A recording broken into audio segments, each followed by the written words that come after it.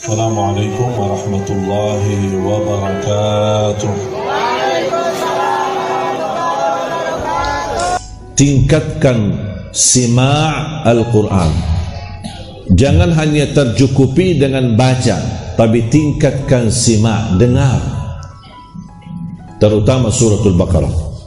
Kenapa suratul Baqarah? Karena dahsyat keberkahannya luar biasa.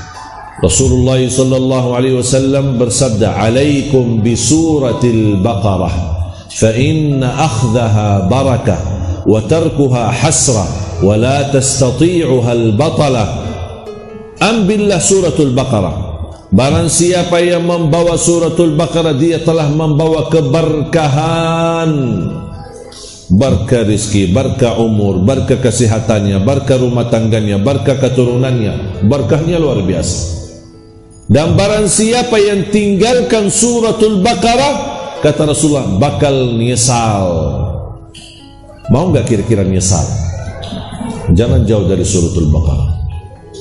Saya punya kebiasaan setiap hari minimal khatam suratul Baqarah. Itu kebiasaan, termasuk ibu saya. Tak pernah lewat satu hari pasti khatam suratul Baqarah. Karena keberkahannya luar biasa. Satu ayat saja suratul Baqarah menjaminkan kita menjadi ahli surga. Ayat kursi. Man qara'a ayat al-kursi dubura kulli salat, laisa bainahu wa bainal jannati illa yamut. Barang siapa yang baca ayat kursi setiap habis salat, dijamin menjadi ahli surga dan tidak ada sesuatu yang mampu menghalanginya. Satu ayat, tapi habis salat. Saya sering ingatkan jamaah, habis salat, astaghfirullah, astaghfirullah, astaghfirullah, Allahumma antas salam wa minkas salam, sampai selesai langsung baca ayat kursi. Habis itu bebas, mau zikir yang tersisa, subhanallah 33, alhamdulillah 33, Allahu akbar 33, dah apa-apa sambil jalan. Pulang ke rumahnya, kemana-mana, mungkin lagi buru-buru, ada urusan mendadak, mau keluar dari masjid, boleh sambil jalan kita selesaikan zikir. Tapi ayat kursi jangan sampai tertinggal. Jaminan masuk surga cuma satu ayat. Ketika juga mau tidur, man qara ayat al-kursi 'inda an-naum kana lahu min Allah hafidh wa la yaqrabu syaitan. Barang siapa yang baca ayat al-kursi di saat tidur akan dijaga oleh Allah dan tidak didekati oleh syaitan. Jangan tidak digoda, tidak didekati. Keberkahan ayat kursi. Anak-anak kita tolong biasakan mereka baca ayat al-kursi ketika mau tidur. Kalau anak kita terlanjur sudah tidur, dah apa-apa, ibu-ibu bacakan sambil usap kepalanya. InsyaAllah dilindungi oleh Allah, dijaga oleh Allah dan tidak didekati oleh syaitan. Dahsyat ayat kursi. Ini baru satu ayat dari suratul Baqarah. Begitu luar biasa manfaatnya dan dahsyat keberkahannya. Apalagi suratul Baqarah semuanya. Yang bisa mempelajari suratul Baqarah, faham isinya, belajari ilmunya yang ada di dalam suratul Baqarah, dia sudah bisa memahami separuh agama Islam. Separuh agama Islam bisa difahami melalui suratul Baqarah. Banyak ilmu-ilmu di dalamnya, banyak persoalan fikih, banyak persoalan sehari-hari, banyak persoalan berdagang, banyak luar biasa manfaat daripada suratul Baqarah.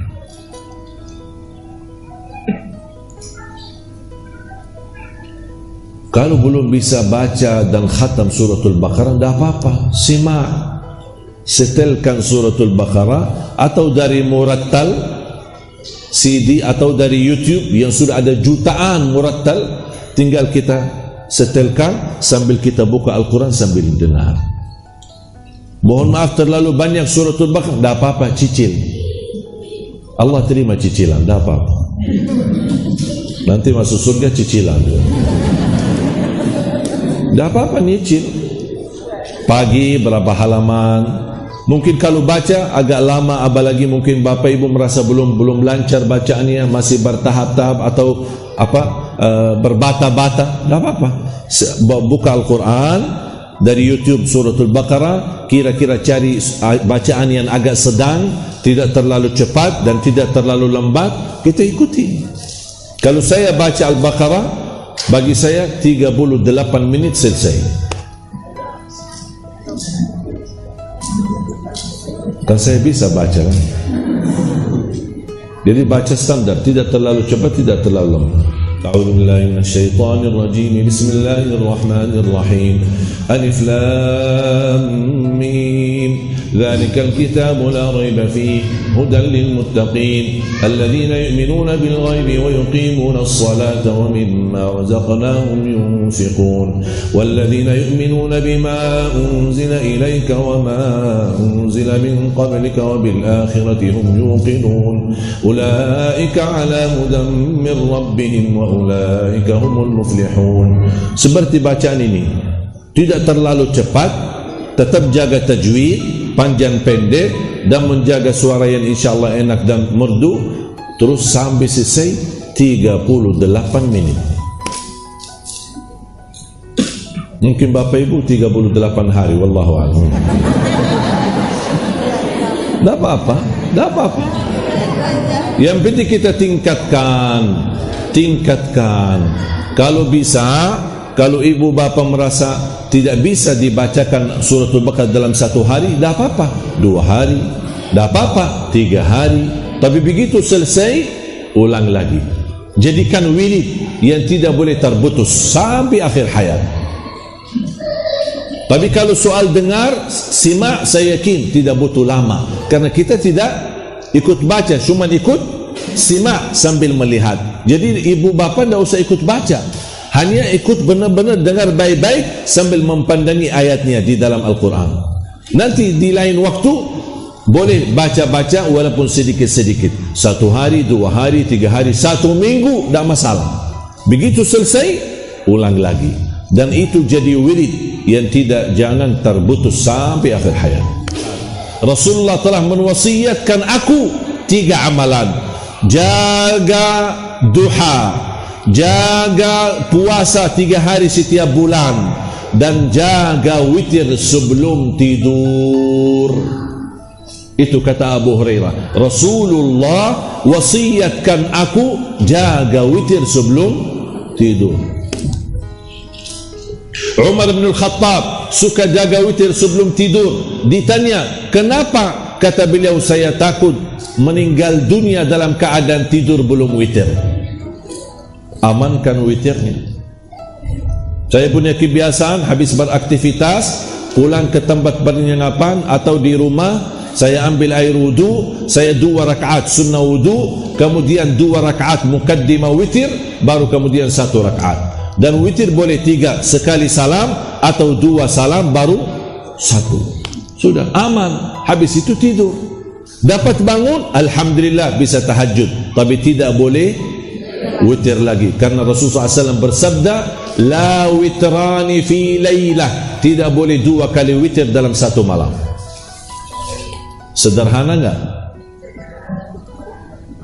Jangan tinggalkan salat malam, karena salat malam walaupun sunnah, tetapi menjadi salat sunnah itu seperti duha, qabliyah, ba'diyah, sunnah wudu dan lain sebagainya, menyempurnakan kekurangan salat wajib.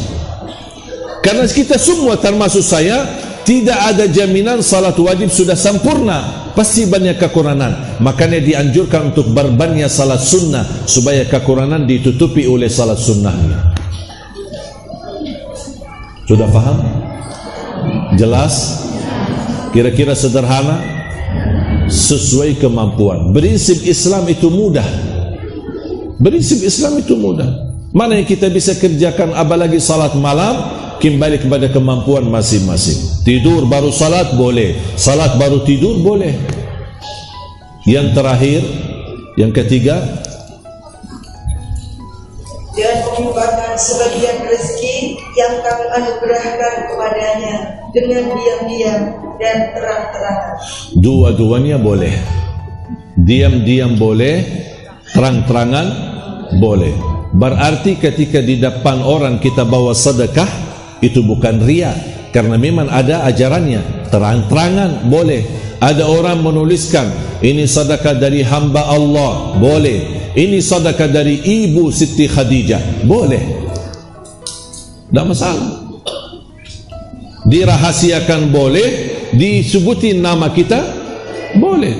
Intinya bukan soal menyebutkan nama atau kita di depan orang, yang penting niatnya lillahi ta'ala, sudah tak usah fikir yang lain. Ikhlas jaga.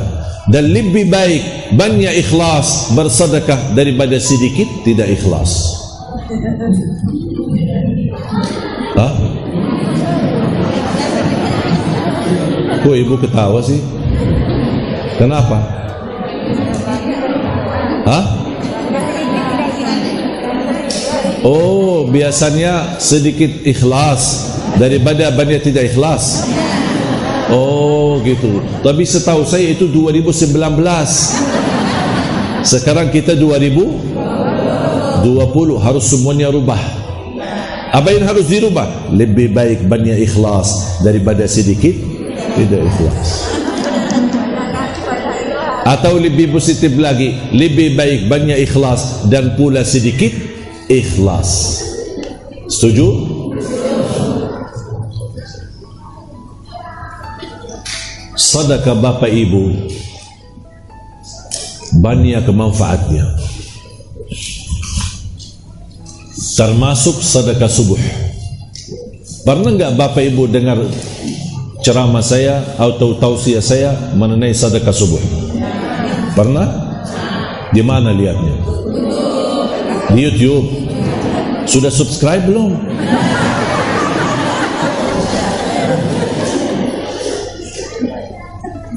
Saya menemukan tidak ada yang lebih dahsyat daripada sedekah subuh. Setiap waktu kita bersedekah sebenarnya boleh-boleh saja, bukan tidak boleh dan tidak ada manfaat, tetap ada manfaatnya. Tapi sering tertinggal satu hal. Sedekah habis majlis ta'lim di masjid, ada kegiatan agama, tapi sering tertinggal satu hal. Saat bapa ibu bersedekah, pernah enggak sebutin doanya? Ya Allah, dengan berkat sedekah ini sembuhkan penyakitku kalau lagi sakit. Ya Allah, dengan berkat sedekah ini aku mohon titipkan pahalanya untuk kedua orang tuaku yang sudah wafat. Ya Allah, dengan berkat sedekah ini anugerahkan kepada keturunanku menjadi penghafal Al-Quran. Jangan tertinggal doa di saat bersedekah, karena salah satu doa yang diterima di sisi Allah yang disertakan sedekah. Sedekah menjaminkan husnul khatimah. Sedekah menjaminkan terlipat ganda rezekinya. Sedekah memberikan keagungan di sisi Allah. Sedekah melimpahkan perlindungan. Sedekah menyelamatkan kita dari kematian buruk, su'ul khatimah. Sedekah menyelamatkan kita dari kematian mendadak. Sedekah menyelamatkan kita dari kecelakaan. Sedekah banyak manfaat daripada sedekah. Dijaminkan ampunan dosa. Bahkan sedekah memadamkan kemurkaan Allah sebagaimana air mampu memadamkan api. Subhanallah. Banyak manfaat daripada sedekah. Bahkan salah satu manfaat daripada sedekah menolak bala. Kita tingkatkan sedekah, apalagi kita di saat pandemi ini. Bala, wabah, salah satu wasilah terangkat sedekah, terangkat bala ini adalah kita bersedekah. Terus mereka itu mengharapkan perdagangan yang tidak akan merugi. Baca Quran tidak akan merugi, justru menguntungkan banyak. Menjaga salat tidak akan dirugikan, bahkan kita bersedekah tidak akan menurani. Dan juga bahasa Allah, wa mimma, sebagian. Allah tidak minta semuanya. Ini kan semua rezeki yang bapak ibu miliki dari mana? Karena kita hebat, karena kita punya usaha besar, atau punya penghasilan? Tidak, itu semua anugerah dari Allah yang memberikan. Allah minta lagi, tapi Allah minta tidak semuanya. Pakailah untuk kebutuhanmu dan keluargamu, hanya sebagian. Artinya Allah berkesan kepada kita, meminta berpesan Allah, kalau aku sudah titip rezeki, tolong jangan lupa berbagi dalam kebaikan. dan hanya sebagian. Subhanallah, kalau kita belanja urusan dunia berani mahal-mahal, HP-nya 20 juta 30 juta, tapi kalau soal sedekah buka dompet, lihat isinya ada 100.000, 10.000, 5.000 dan 1.000. Yang mana disedekain? Ada 1.000 kertas baru, ada 1.000 yang sudah receh dan lama. Yang mana disedekahin? Yang lama, yang receh. Semestinya kita beri yang terbaik bersedekah, malah kita beri yang paling rusak. Astaghfirullahalazim. Perbaikilah sedekahmu agar Allah perbaiki kehidupanmu dan keluargamu. Terus agar Allah menyempurnakan pahalanya kepada mereka. Agar Allah. Tapi kalau bahasa, kalau bahasa Indonesia di dalam ayat ini, mohon maaf, kurang tepat atau kurang sempurna, karena bahasanya agar Allah. Tapi kalau bahasa Arab beda. Liyuwaffiyahum adalah memastikan, meyakinkan akan Allah sempurnakan pahalanya. Allah sempurnakan, menjamin kesempurnaan pahala ketika kita mengamalkan 3 amalan. Hanya pahala kita dapat? Tidak, ada lagi apa? Terus? Sungguh Allah Maha Pengampun. Ada yang sebelumnya. Dan mereka menambahkan karunia-Nya. Ditambahkan karunia. Artinya selain pahala yang Allah sempurnakan, Allah akan tambahkan karunia. Karunia keturunan, karunia usaha, karunia penghasilan, karunia sehat, karunia perlindungan. Allah berikan tambahan karunia yang tidak pernah kita duga. Bertambah terus selain sempurna pahala. Tapi coba Bapak Ibu, di sini ada yang menarik. Apa ujung tutupnya ayat itu? Sungguh Allah Maha Pengampun, Maha Pensyukur. Maha Pengampun dan Maha. Apa kaitan ampunan dengan 3 amalan? Kenapa Allah Subhanahu wa taala tutupi dengan Ghafur? Apa kaitan? Kan di sini ada baca Quran, salat dan sedekah. Kenapa di ujungnya Ghafur? Ghafur biasanya kalau ada bahasa taubat, orang bertaubat, orang punya dosa diampuni. Tapi di sini tidak ada bahasa dosa. Ada enggak dosa? Baca Quran dosa enggak? Salat dosa enggak? Sedekah dosa enggak? Tapi kenapa ada kata Ghafur? Maha Pengampun.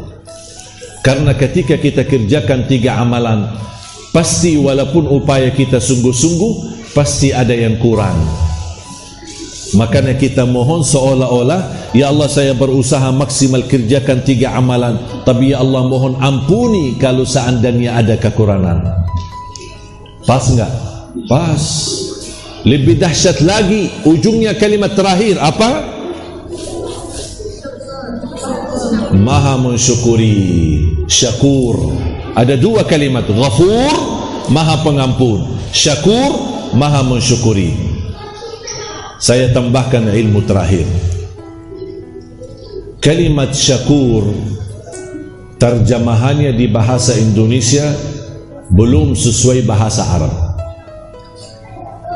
Kalau terjemahan, dan saya sering berkata, tidak ada bahasa yang bisa memahami dan terjemahkan isi Al-Quran selain bahasa Arab itu sendiri. Semua bahasa di dunia kemampuannya terbatas. Hanya bahasa Arab yang memiliki kemampuan memaknai isi Al-Quran. Di antaranya kalimat syakur. Apa artinya bahasa Indonesia? Syakur, maha mensyukuri. Kalau bahasa Arab beda. Apa artinya dalam bahasa Arab?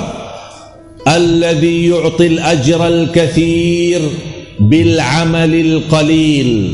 Asy-syakur, yang memberikan pahala yang banyak dengan amalan yang sedikit. Subhanallah. Seolah-olah Allah berterima kasih. Semestinya yang berterima kasih siapa? Kita. karena kita bisa beramal karena Allah yang menanugerahkan. Tapi juga Allah masih berkenan berterima kasih kepada kita. Bahkan Allah memberikan dari nama Asy-Syakur pahala yang banyak walaupun amalan kita sedikit. Dan bukti pahala yang banyak sebagaimana ayat yang sebelumnya, liyuwaffiyahum ujurahum, Allah menjanjikan kesempurnaan pahala, bahkan bertambahan karunia-karunia yang tidak pernah diduga. Fantas ujungnya pas banget disebutkan kata syakur karena ingin Allah memberikan makna sempurna pahala, tambahan karunia walaupun amalan kita sedikit, tapi Allah berkenan melipatkan ganda, bahkan berikan balasan jauh lebih besar dibandingkan amalan yang kita lakukan hanya sedikit dan sederhana. Alhamdulillah. Sudah faham Bapak Ibu? Saya mohon nanti kalau pulang ke rumah menjadi PR fotokopi ayat tadi sama terjemahannya, dan apa yang saya sampaikan tolong selalu direnungkan fikirannya, dihayati. Mudah-mudahan membuat kita semangat, menambahkan iman agar kita bisa terapkan 3 amalan ini supaya disempurnakan pahala dan ditambahkan karunia-karunia yang kita selalu cita-citakan dan kita harapkan. Mohon doa restu kami terus memperjuangkan safari dakwah.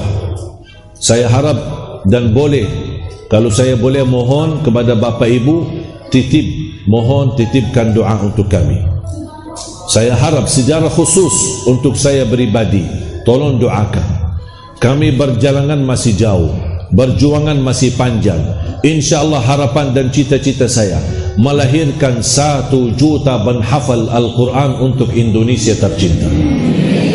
Kalau Indonesia disebut negara terbesar penduduk Islam, InsyaAllah kita berjuangkan menjadi negara terbesar para penghafal Al-Quran sedunia. Dan Alhamdulillah program 1 juta penghafal Al-Quran sudah jalan dan sudah melahirkan dan mencetak puluhan bahkan ratusan penghafal Al-Quran.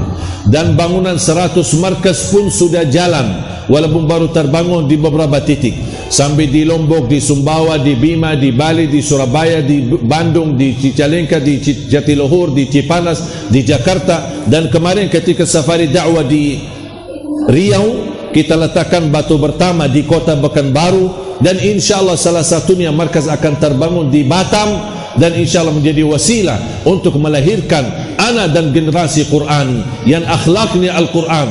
Dan setiap masjid memiliki imam penghafal Al-Quran 30 juz. Berjuangan panjang.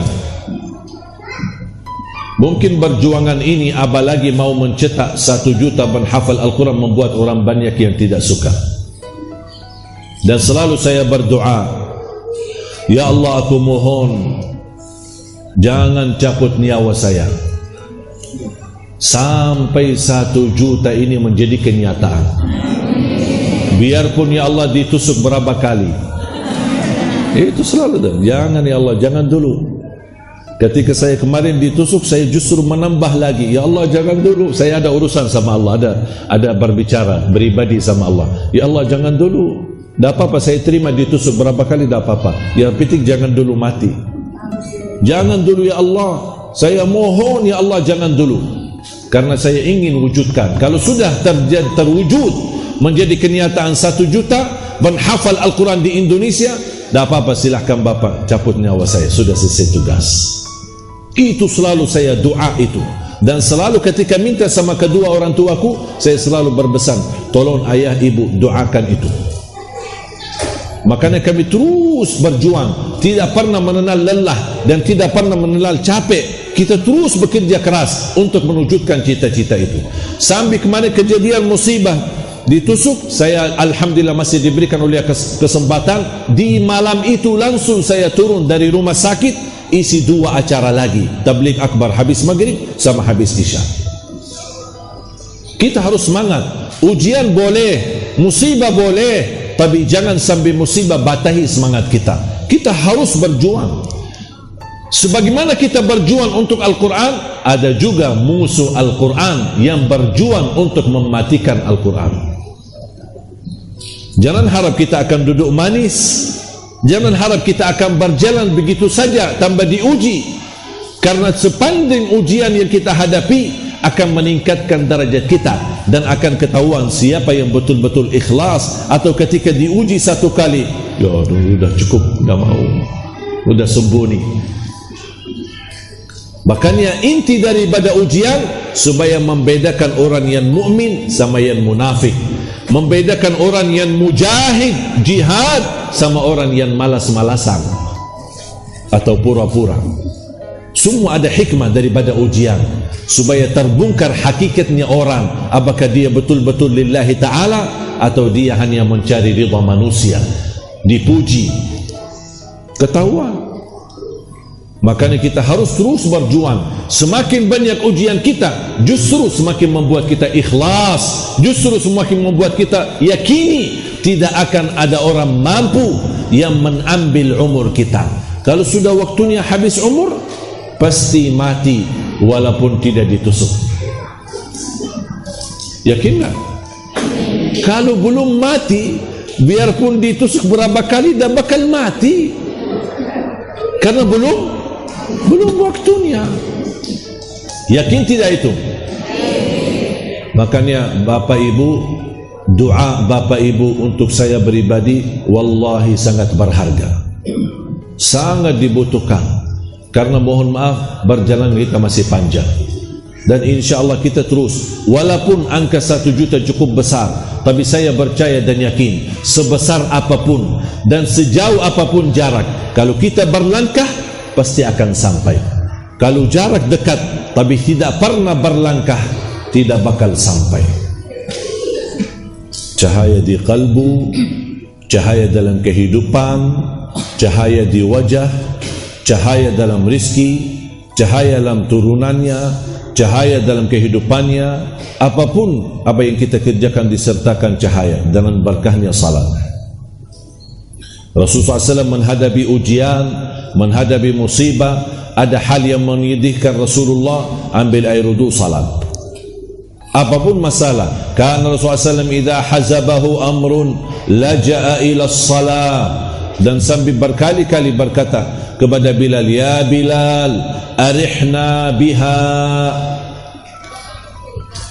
Apapun masalah yang dihadapi oleh Rasul, selalu dia hadapi dengan laksanakan salat. Sampai kata Rasul kepada Bilal, wahai Bilal, rahatkanlah kami dengan salat. Artinya mencari rahat dan istirahat di dalam salatnya. Beda sama kita, capek tinggalkan salat, lelah jauh dari salat, capek. Bapak Ibu, ingat gak cerita Isra Mi'raj?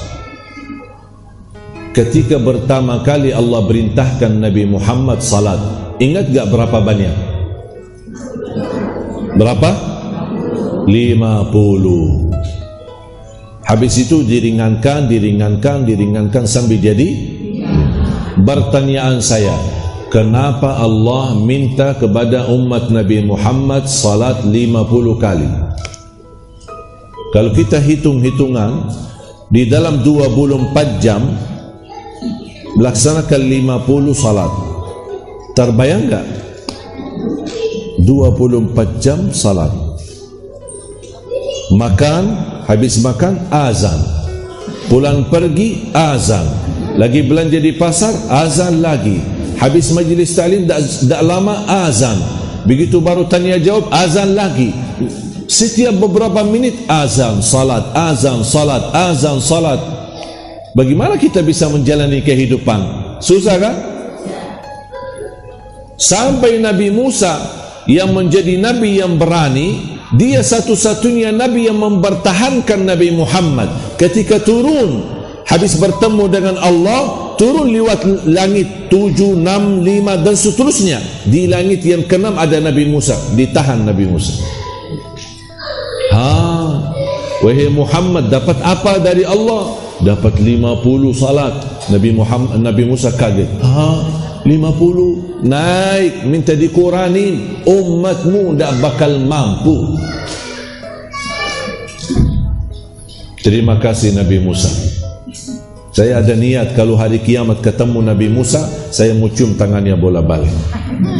Karena dia yang berani menahan. Di langit yang ketujuh kan ada Nabi Ibrahim. Nabi Ibrahim tidak tanya sama Nabi Muhammad. Hanya Nabi Musa. Nabi Musa aja yang berani. Mohon maaf, jangankan sama Nabi Muhammad, sama Allah aja Nabi Musa berani, suka tanya. Sambil pernah Nabi Musa tanya sama Allah, ya Allah, kenapa engkau tidak tidur? Kenapa tidak tidur? Allah SWT kasih gambaran Nabi Musa.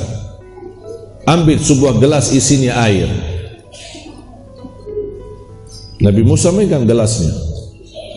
Bukan seperti ini, perumpamaan lah, ya.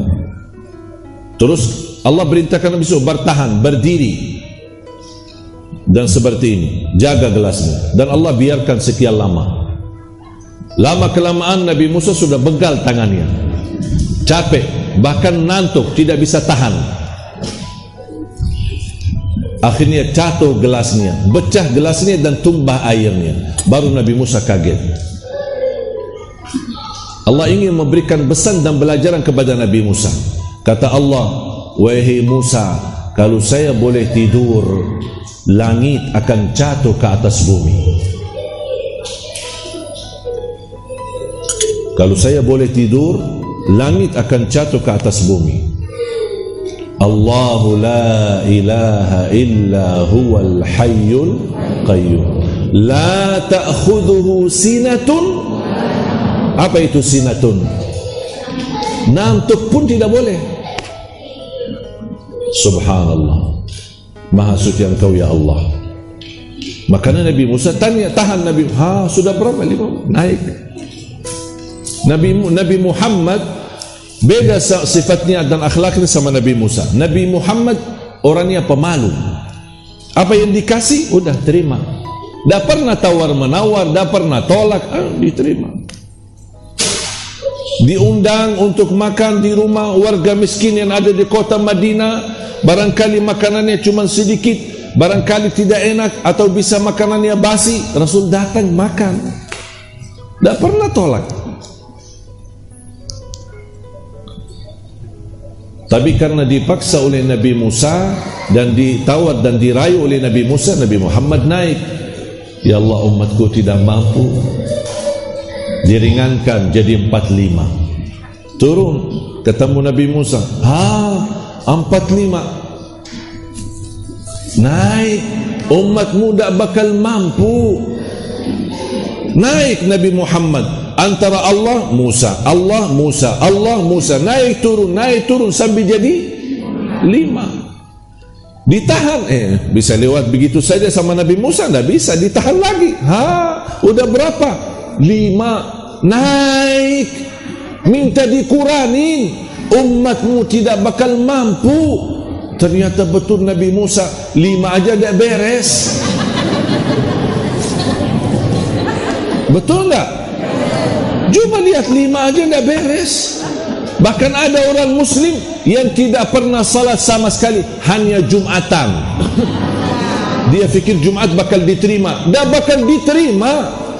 Haji dah bakal diterima, umrah dah bakal diterima, membangun 1000 masjid tidak bakal diterima kalau tidak salat. Kunci tiang agama salat. Salat ada, semua yang lain diterima. Salat tidak ada, dah bakal diterima. Salat tali hubungan kita sama Allah. Kalau terputus tali itu, tidak ada ibadah yang bisa sambung. Dan salat satu-satunya amalan yang tidak bisa ditinggal dan tidak bisa mewakili orang lain. Ada umrah badal? Ada. Ada haji badal? Ada. Zakat dan sedekah bisa kita wakili orang lain? Lembaga, yayasan yang bisa mensalurkan kepada orang yang mustahil? Boleh. Ada orang Muslim tidak puasa? Ada, karena lagi sakit. Ada orang Muslim tidak haji? Ada, karena belum mampu. Ada orang Muslim tidak zakat? Ada, karena dia orang miskin, justru menerima zakat. Tapi semestinya tidak ada orang Muslim tidak salat.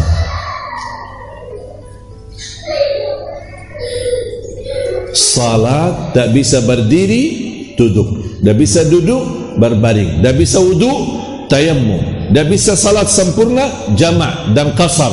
semua ada solusi. Boleh tinggal? Tak boleh. Sama sekali tidak dibolehkan tinggalkan salat. Bahkan tidak boleh mewakili orang lain. Ada orang datang kepada seorang Habib, Habib, saya jujur saja malas salat. Boleh enggak Habib mewakili saya salat? Kata Habib, saya mewakili kamu salat? Tak bisa. Kalau saya mau, kamu mau disalati, saya bisa. Tak bisa ditinggal.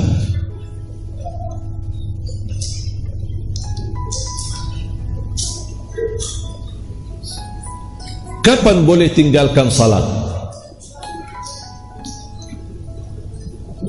Kalau sudah murtad. Paham murtad? Kalau sudah murtad, sudah tidak beriman, tidak Islam, tidak apa-apa, sudah tidak ada salat lagi. Yang kedua, kapan boleh tinggalkan salat? Kalau sudah mati. Kalau mati boleh salat enggak? Udah, tidak ada salat lagi. Yang ketiga, kapan boleh tinggalkan salat? Faham tak? Berarti kalau yang tidak salat, kita doakan semoga sembuh. Soalnya zaman sekarang banyak orang gila. Banyak orang gila. Yang anehnya lagi, gila sasarannya ulama. Subhanallah. Lucu ya. Ada satu cerita soal gila itu. Ada seorang khalifah di salah satu zaman dulu. Dia lewat sama pasukannya, bertemu di tengah jalan orang gila. Khalifah penasaran, ingin ngobrol sama orang gila. Dan dia bilang sama orang gila, kalau apa hukum mencuri? Hukum mencuri. Kalau orang mencuri, apa yang hukumnya apa? Kata orang gila, kalau orang mencuri itu, dia mencuri karena dia menjadi kebiasaan, kerjaan, hobi, suka, dipotong tangannya. Tetapi kalau dia mencuri karena lapar, karena dia butuh untuk dia mengisi buat makanan keluarganya, yang dipotong tangannya adalah khalifahnya. Khalifah yang dipotong tangannya, pemimpin yang dipotong tangannya. Kaget khalifah, orang gila bisa hebat ini. Ternyata gila zaman dulu beda sama gila sekarang. Gila dulu gila tapi bisa kasih hikmah.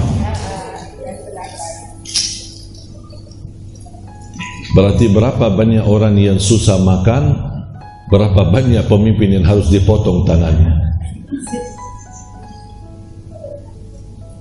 Kata guru saya, kalau ada rakyat yang menderita, berarti ada pemimpin yang tidak amanah. Di zaman Umar bin Abdul Aziz, padahal beliau menjadi khalifah tidak sampai 3 tahun, 2 tahun berapa sekian. Tapi di zaman beliau makmurnya luar biasa. Sampai apa yang dibutuhkan oleh rakyat sudah diurus. Sampai pemuda-pemuda yang mau nikah ditanggung. Datang satu masa di zaman beliau, orang bawa uang zakat, zakat mal, mau antarkan zakat mal kepada orang yang membutuhkan, tidak ada yang nerima. Maaf, barangkali tetangga saya lebih butuh. Dia pergi ke tidak ada, coba barangkali ada tetangga saya lebih butuh. Semuanya sudah punya lebih daripada kecukupan. Sambil datang di zaman beliau, bertumbah zakat dari fitrah dan zakat beras berlumbah banyak, berkumpul di gudang-gudang. Sambil mereka lapor kepada Amirul Mu'minin, wahai Amirul Mu'minin, kebanyakan beras, tidak ada yang terima. Lebih daripada cukup rakyat kita, tidak ada yang terima. Ngapain berasnya? Apa kata beliau?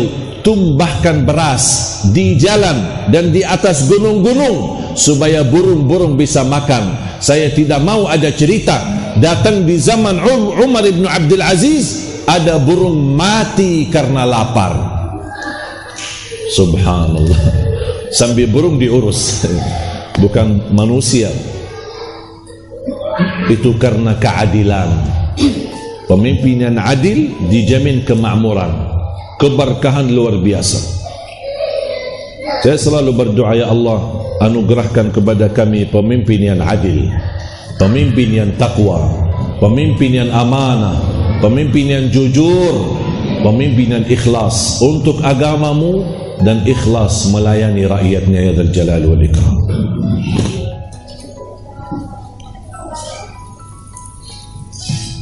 Ketika Allah perintahkan 50 kali salat, pertanyaan saya Bapak Ibu, kenapa Allah perintahkan pertama kali 50 kali salat?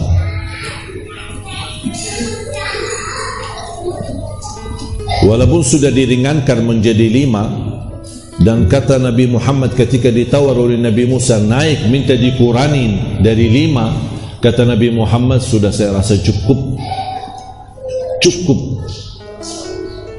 sudah saya tidak bisa lagi, malu terus naik terus. Sambil Allah berfirman, saya tetapkan 5 dikerjakan, tapi pahalanya tetap 50.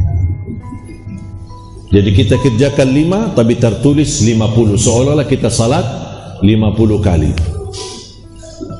Sekali lagi, kenapa Allah perintahkan di awal cerita itu 50 kali salat? Apa hikmah? Kenapa? Tahu enggak kenapa? Karena Allah tidak ingin terputus hubungan dengan hamba. Karena salat berhubungan langsung sama Allah, tidak bagi penantara. Doa masih ada penantara. Boleh kita minta sama orang salih, doakan. Minta sama guru kita, doakan. Tapi kalau salat tidak ada penantara, langsung sama Allah. Makanya Allah perintahkan 50. Allah berkeinginan tidak terputus hubungan sama hamba. Sambung terus, bertemu terus, menghadap terus. Subhanallah, Allah saja tidak berkenan terputus hubungan sama hamba. Kira-kira hamba gimana? Semestinya yang selalu berkenan tidak terputus hubungan bukan Allah, kita. Karena Allah tidak butuh kita, justru kita yang membutuhkan Allah Subhanahu wa ta'ala. Kita yang memerlukan Allah, kita yang mengharapkan pertolongan Allah, ampunan Allah, kasih sayangnya Allah, rahmat Allah. Allah tidak butuh kita. Kita ibadah, tidak ibadah, kita baik, tidak baik, Allah tidak peduli. Karena itu semua manfaatnya bukan kepada Allah, tapi justru manfaatnya kembali kepada diri kita. فَمَنْ يَعْمَلْ مِثْقَالَ ذَرَّةٍ خَيْرًا يَرَهُ وَمَنْ يَعْمَلْ مِثْقَالَ ذَرَّةٍ شَرًّا يَرَهُ. Sekecil apapun baik dapat lebih baik, sekecil apapun buruk dapat na'udzubillah yang lebih buruk. Allah dapat apa? Tidak dapat apa-apa. Kita ikhlas karena Allah, yang untung kita, dan Allah balas. Allah yang menganugerahkan amal, Allah yang membukakan pintu, Allah yang memberikan hidayah, Allah yang memberikan ilmunya, dan Allah yang memberikan pahalanya. Subhanallah, karunia luar biasa. Berarti dari kita tidak ada apa-apa, semuanya dari Allah. Makanya kita harus bersyukur Allah membukakan kesempatan kita bisa belajar. Allah berikan hidayah, kita mau mendekatkan diri kepada Allah Subhanahu wa ta'ala.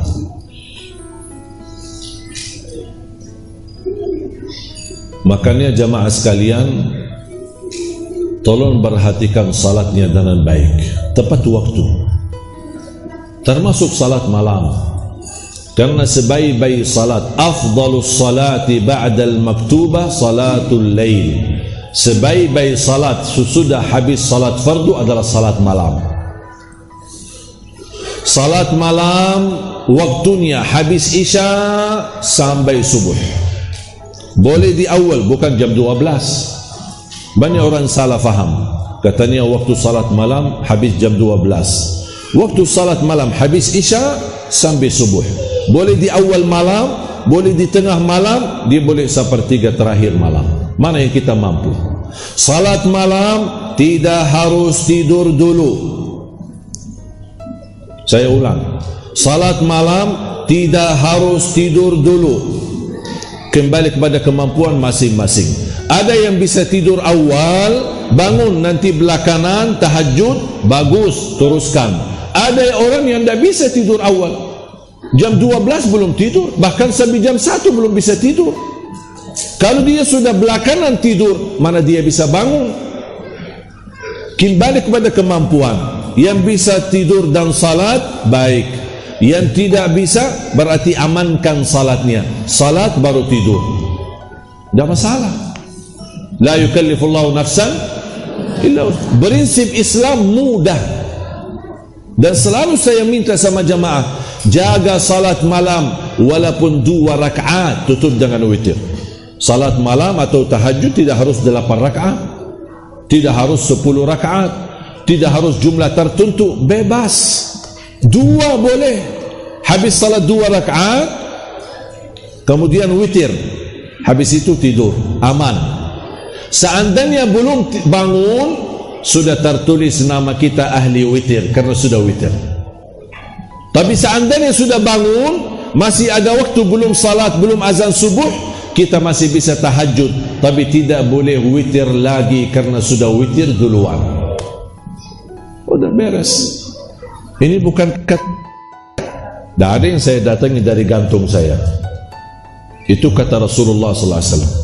Sampai Abu Hurairah pernah berkata, "Ausani Rasulullah SAW bithalath." Rasulullah telah menwasiatkan aku 3 amalan. Jaga duha, jaga puasa 3 hari setiap bulan, dan jaga witir sebelum tidur. Itu kata Abu Hurairah. Rasulullah wasiatkan aku jaga witir sebelum tidur. Umar bin Al-Khattab suka jaga witir sebelum tidur. Ditanya, kenapa? Kata beliau, saya takut meninggal dunia dalam keadaan tidur belum witir. Amankan witirnya. Saya punya kebiasaan, habis beraktivitas, pulang ke tempat penginapan atau di rumah, saya ambil air wudu, saya 2 rakaat sunnah wudu, kemudian 2 rakaat mukaddimah witir, baru kemudian 1 rakaat. Dan witir boleh 3, sekali salam atau 2 salam baru 1. Sudah aman. Habis itu tidur. Dapat bangun, alhamdulillah bisa tahajud, tapi tidak boleh witir lagi, karena Rasulullah SAW bersabda, la witrani fi laylah, tidak boleh 2 kali witir dalam 1 malam. Sederhana enggak? Jangan tinggalkan salat malam. Karena salat malam walaupun sunnah, tetapi menjadi salat sunnah itu seperti duha, qabliyah, ba'diyah, sunnah wudu dan lain sebagainya, menyempurnakan kekurangan salat wajib. Karena kita semua termasuk saya, tidak ada jaminan salat wajib sudah sempurna, pasti banyak kekurangan. Makanya dianjurkan untuk berbanyak salat sunnah supaya kekurangan ditutupi oleh salat sunnahnya. Sudah faham? Jelas? Kira-kira sederhana? Sesuai kemampuan. Prinsip Islam itu mudah. Prinsip Islam itu mudah. Mana yang kita bisa kerjakan, apalagi salat malam, kembali kepada kemampuan masing-masing. Tidur baru salat boleh, salat baru tidur boleh. Yang terakhir, yang ketiga, dan menyumbangkan sebagian rezeki yang kami anugerahkan kepadanya dengan diam-diam dan terang-terangan. Dua-duanya boleh. Diam-diam boleh, terang-terangan boleh. Berarti ketika di depan orang kita bawa sedekah, itu bukan riya, karena memang ada ajarannya. Terang-terangan boleh. Ada orang menuliskan, ini sedekah dari hamba Allah, boleh. Ini sedekah dari ibu Siti Khadijah, boleh. Tak masalah. Dirahasiakan boleh, disebutin nama kita boleh.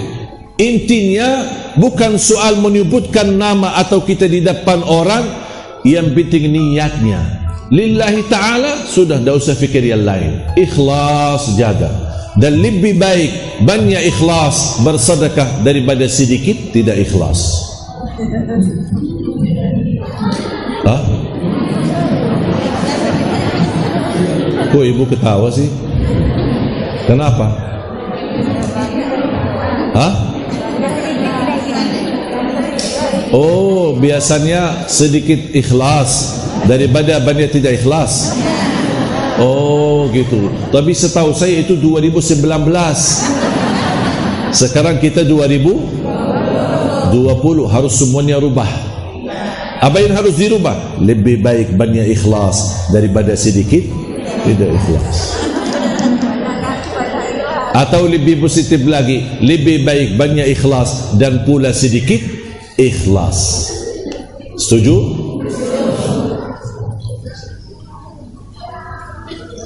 Sedekah bapa ibu banyak manfaatnya, termasuk sedekah subuh. Pernah enggak bapa ibu dengar ceramah saya atau tausiah saya mengenai sedekah subuh? Pernah? Di mana lihatnya? Di YouTube. Sudah subscribe belum?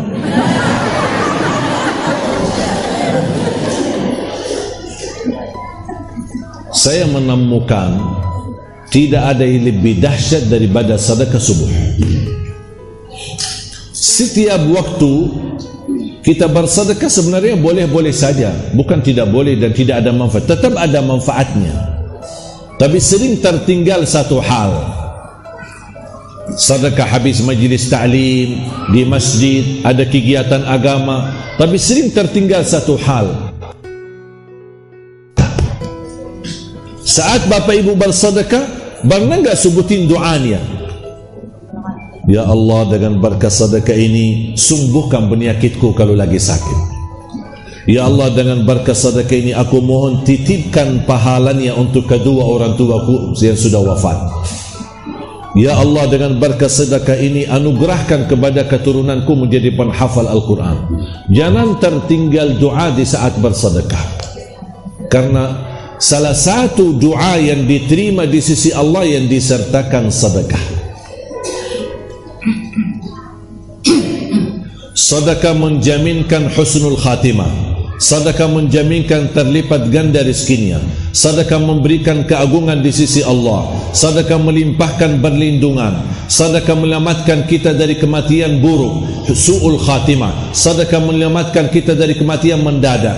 Sedekah menyelamatkan kita dari kecelakaan. Sedekah banyak manfaat daripada sedekah. Dijaminkan ampunan dosa. Bahkan sedekah memadamkan kemurkaan Allah sebagaimana air mampu memadamkan api. Subhanallah. Banyak manfaat daripada sedekah. Bahkan salah satu manfaat daripada sedekah menolak bala. Kita tingkatkan sedekah, apalagi kita di saat pandemi ini. Bala, wabah, salah satu wasilah terangkat sedekah, terangkat bala ini adalah kita bersedekah. Terus mereka itu mengharapkan perdagangan yang tidak akan merugi. Baca Quran tidak akan merugi, justru menguntungkan banyak. Menjaga salat tidak akan dirugikan, bahkan kita bersedekah tidak akan menurani. Dan juga bahasa Allah, wa mimma, sebagian. Allah tidak minta semuanya. Ini kan semua rezeki yang bapak ibu miliki dari mana? Karena kita hebat, karena kita punya usaha besar, atau punya penghasilan? Tidak, itu semua anugerah dari Allah yang memberikan. Allah minta lagi, tapi Allah minta tidak semuanya. Pakailah untuk kebutuhanmu dan keluargamu, hanya sebagian. Artinya Allah berkesan kepada kita, meminta berpesan Allah, kalau aku sudah titip rezeki, tolong jangan lupa berbagi dalam kebaikan, dan hanya sebagian. Subhanallah, kalau kita belanja urusan dunia berani mahal-mahal, HP-nya 20 juta, 30 juta. Tapi kalau soal sedekah, buka dompet, lihat isinya, ada 100 ribu, 10 ribu, 5.000 dan 1.000. Yang mana disedekain? Ada 1.000 kertas baru, ada 1.000 yang sudah receh dan lama. Yang mana disedekahin? Yang lama, yang receh. Semestinya kita beri yang terbaik bersedekah, malah kita beri yang paling rusak. Astaghfirullahalazim. Berbaikilah sedekahmu agar Allah berbaiki kehidupanmu dan keluargamu. Terus agar Allah menyempurnakan pahalanya kepada mereka. Agar Allah. Tapi kalau bahasa Indonesia di dalam ayat ini, mohon maaf, kurang tepat atau kurang sempurna, karena bahasanya agar Allah. Tapi kalau bahasa Arab beda. Liyuwaffiyahum adalah memastikan, meyakinkan akan Allah sempurnakan pahalanya. Allah sempurnakan, menjamin kesempurnaan pahala ketika kita mengamalkan 3 amalan. Hanya pahala kita dapat? Tidak, ada lagi. Apa? Terus? Sungguh Allah Maha Pengampun. Ada yang sebelumnya. Dan mereka menambahkan karunia-Nya. Ditambahkan karunia. Artinya selain pahala yang Allah sempurnakan, Allah akan tambahkan karunia. Karunia keturunan, karunia usaha, karunia penghasilan, karunia sehat, karunia perlindungan. Allah berikan tambahan karunia yang tidak pernah kita duga. Bertambah terus selain sempurna pahala. Tapi coba Bapak Ibu, di sini ada yang menarik. Apa ujung tutupnya ayat itu? Sungguh Allah Maha Pengampun, Maha Pensyukur. Maha Pengampun dan Maha.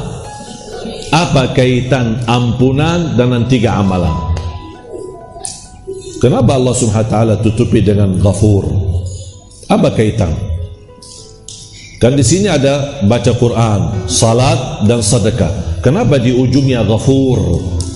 Ghafur biasanya kalau ada bahasa taubat, orang bertaubat, orang punya dosa diampuni. Tapi di sini tidak ada bahasa dosa. Ada enggak dosa? Baca Quran dosa enggak?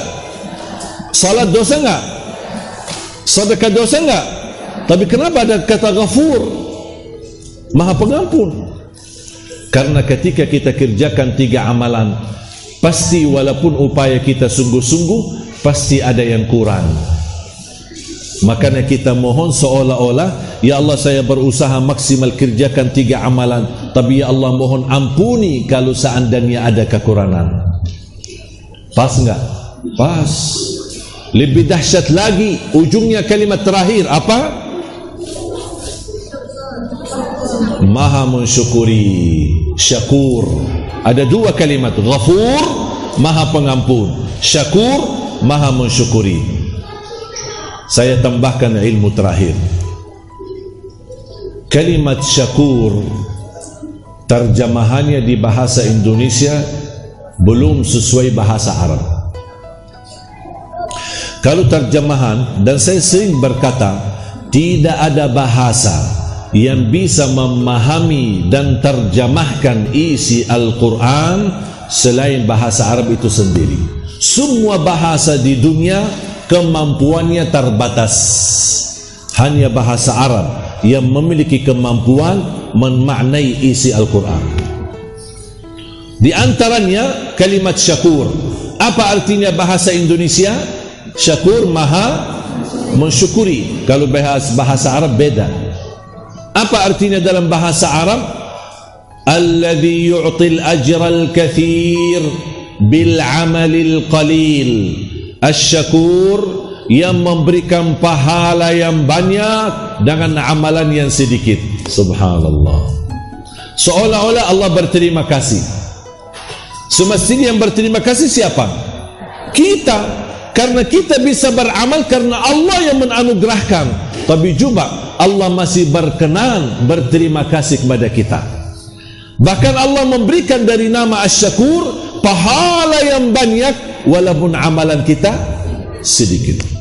Dan bukti pahala yang banyak sebagaimana ayat yang sebelumnya, liwaffiyahum ujurahum, Allah menjanjikan kesempurnaan pahala, bahkan bertambahan karunia-karunia yang tidak pernah diduga. Fantas ujungnya pas banget disebutkan kata syakur, karena ingin Allah memberikan makna sempurna pahala, tambahan karunia. Walaupun amalan kita sedikit, tapi Allah berkenan melipatkan ganda, bahkan berikan balasan jauh lebih besar dibandingkan amalan yang kita lakukan hanya sedikit dan sederhana. Alhamdulillah. Sudah faham Bapak Ibu? Saya mohon nanti kalau pulang ke rumah menjadi PR, fotokopi ayat tadi sama terjemahannya, dan apa yang saya sampaikan tolong selalu direnungkan fikirannya, dihayati. Mudah-mudahan membuat kita semangat, menambahkan iman agar kita bisa terapkan 3 amalan ini supaya disempurnakan pahala dan ditambahkan karunia-karunia yang kita selalu cita-citakan dan kita harapkan. Mohon doa restu kami terus memperjuangkan safari dakwah. Saya harap dan boleh, kalau saya boleh mohon kepada Bapak Ibu, mohon titipkan doa untuk kami. Saya harap secara khusus untuk saya pribadi, tolong doakan. Kami berjalangan masih jauh, berjuangan masih panjang. InsyaAllah harapan dan cita-cita saya melahirkan 1 juta penghafal Al-Quran untuk Indonesia tercinta. Kalau Indonesia disebut negara terbesar penduduk Islam, InsyaAllah kita berjuangkan menjadi negara terbesar para penghafal Al-Quran sedunia. Dan Alhamdulillah program 1 juta penghafal Al-Quran sudah jalan dan sudah melahirkan dan mencetak puluhan bahkan ratusan penghafal Al-Quran. Dan bangunan 100 markas pun sudah jalan, walaupun baru terbangun di beberapa titik, sampai di Lombok, di Sumbawa, di Bima, di Bali, di Surabaya, di Bandung, di Cicalengka, di Jatiluhur, di Cipanas, di Jakarta. Dan kemarin ketika safari dakwah di Riau, kita letakkan batu pertama di kota Pekanbaru, dan insyaAllah salah satunya markas akan terbangun di Batam, dan insyaAllah menjadi wasilah untuk melahirkan anak dan generasi Qurani yang akhlaknya Al-Quran. Dan setiap masjid memiliki imam penghafal Al-Quran 30 juz. Berjuangan panjang. Mungkin perjuangan ini apalagi mau mencetak 1 juta penghafal Al-Quran membuat orang banyak yang tidak suka. Dan selalu saya berdoa, ya Allah, aku mohon jangan cabut nyawa saya sampai 1 juta ini menjadi kenyataan. Biarpun ya Allah ditusuk berapa kali, itu selalu dah. Jangan ya Allah, jangan dulu.